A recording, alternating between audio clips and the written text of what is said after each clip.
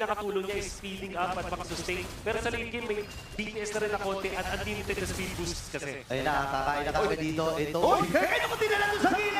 Sabay minutan ni Yoshi at si Nico ay nakuha na yung pag-uong. Last year, tinatry sustain. Pero masyado makatinan din si Sabado. Papasok din si Kirk. And this time ay tumama na naman yung Star Shotter mula kay Super Prince. Napakatindi ng Master Mage Bakit? Medyo mainit ata dito. Only 1,000 already. At mukhang lalaban ang Aurora Gaming sa Lord na ito. Interesting na yung Onyx. Sa sobrang oppressive nila, nag-spawn na yung next na Lord after their first Lord push. Ganun katagal yung pag-siege nila sa Aurora. At hindi nakapag-farm ng maganda yung Aurora while that happened dahil wala sila nakuha kill. Still, they're still in the game.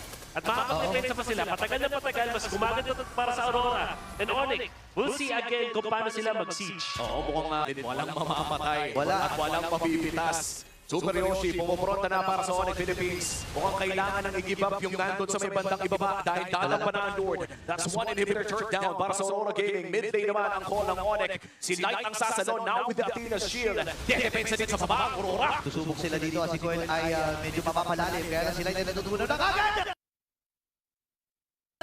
Kailangan nyo matras! Pero yung Lord ay sinasalubong na dito ng Aurora.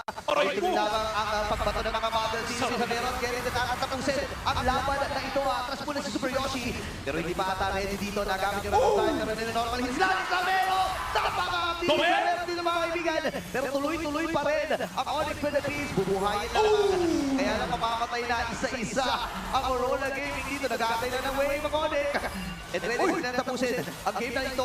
Si Domeng ay susubok. Tumawa na ng Star Shot na nakalapit na sa vicinity ng Tome. Ang Onyx Philippines na kukuha ng game 1. And what an opening game!